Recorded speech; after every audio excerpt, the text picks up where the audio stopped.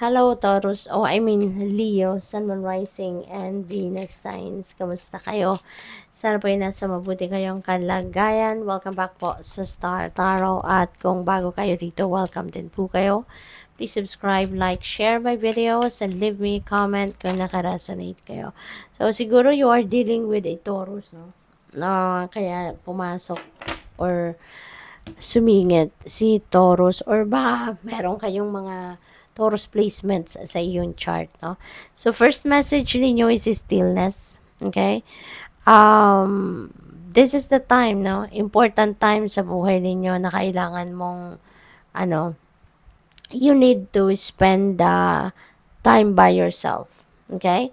Kasi baka matagal na kayong hindi renew ng sarili ninyo, hindi kayo nakakapag-nilay-nilay, nakakapag-muni-muni, so, maaring may mga ganyang kaganapan, ano.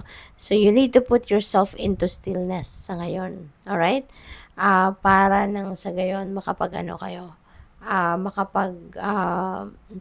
recalibrate kayo ng sarili ninyo, alright? So, what else? We have inner worlds. Ayan. Your external world is a reflection of your inner world. Alright? So, this is a reminder para sa inyo. Okay? Na lagi ninyong isipin, lagi ninyong alalahanin na kung ano yung nakikita ninyong pangyayari, no? Sa external world ninyo, sa panlabas ninyong panlabas ninyong sitwasyon, yan ay bunga, no? O reflection ng kung ano ang minsan ay inisip ninyo. Kaya, ang importante dito, maging aware tayo, no? Maging aware tayo sa kung ano ang iniisip natin because that is going to be eventually translate into our actions and makikita natin ang resulta ng mga action natin sa ating 3D reality. Okay? Kaya sa pag-iisip pa lang, isipin na natin kung ano yung mabuti, anong positibo, para yun talaga makita mo sa 3D reality mo. Alright?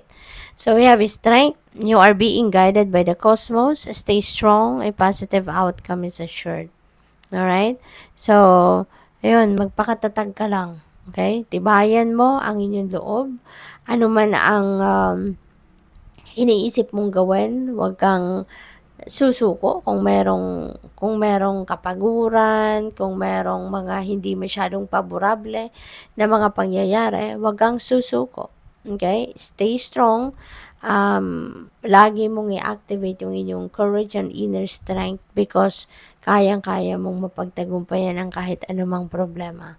Okay? A positive outcome is assured dito, no? So, may promise dito ang universe na magiging positibo, magiging maganda ang resulta ng kung ano man itong ginagawa ninyo or ano man ang ipinaglalaban ninyo, ano man yung pinagsisikapan ninyo. Okay? So, good luck sa iyo dyan. So, tignan natin kung ano ba yung mga messages ni Leo. Excuse me po.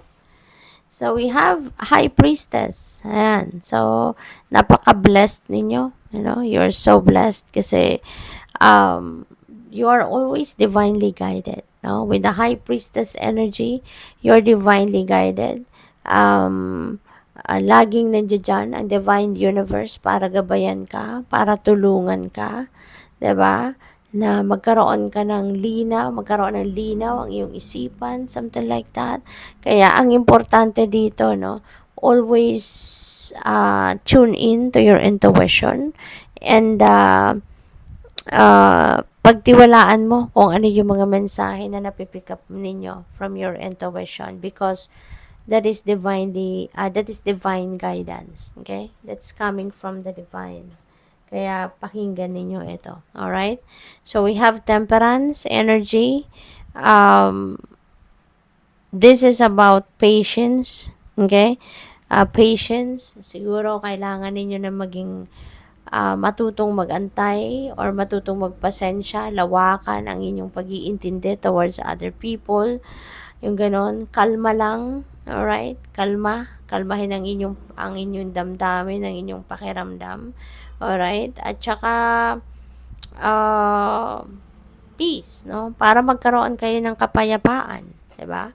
Kailangan mong kalmahin ang inyong sarili because siguro ano kayo worrisome, no? Ang iba sa inyo. Siguro you have a tendency to worry most of the time. Kaya kalma lang, okay? Magtiwala ka sa intuition mo, magtiwala ka sa mga bagay-bagay, pangyayari na nag-unfold sa buhay mo kasi that is divine plan. That is part of the divine plan. All right? So we have the sun. Wow, this is beautiful. The sun is going to shed its light in every area of life. Kaya magiging maganda ngayon ang pakiramdam mo. Magiging masaya ka, excited ka.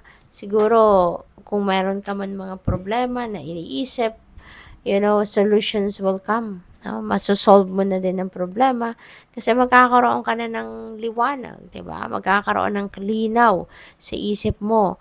Anong path ang dapat mong tahakin? What are the things that you need to do, 'di ba? And makikita mo rito, everything will go well as well, no? So parang things are going to start to falling into its right places and magkakaroon ka na dito ng siswertehin ka na, 'di ba? There will be successes, no, na pwedeng i-claim ninyo sa ngayon, material success, financial success, success sa problemang hinaharap, 'di ba? Good health also, maaano mo na 'yan, ma-experience mo na 'yan, and good fortune, no? You're going also to be happy, fun, 'di ba? Kaya good luck sa iyo. Thank you for watching Love Light. Namaste.